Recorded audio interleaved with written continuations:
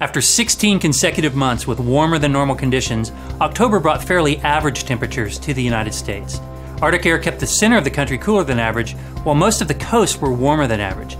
But are we still on track for the warmest year in the United States climate record?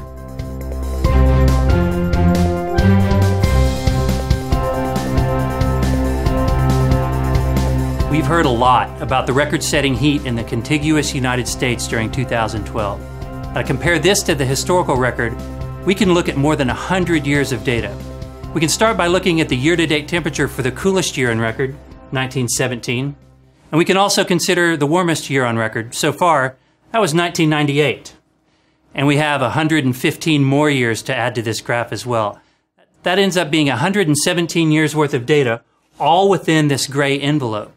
Now you can see, as we go up from the zero line, those are years that were warmer than the 20th century average.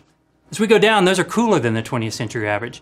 And we settle into a narrow range later in the year as we average more and more months together for a year-to-date temperature. Now, how does 2012 fit in? Well, 2012 has been warm, and the first driver of the extreme warmth was March. March was the warmest March on record by far, and this caused 2012 to leap out way ahead of the pack. We had the warmest spring on record, the warmest July on record, the third warmest summer on record. All of these together helped 2012 maintain a huge lead throughout the year. Average temperatures in October pulled 2012 back to the pack ever so slightly, but you can see that the year-to-date temperature not only remains well above average, it remains well above history. So we will most likely finish with the warmest year on record, and by a huge margin. Go to the CPC webpage to see their outlook for yourself. And while you're at it, check out all of our climate records at the climate monitoring website.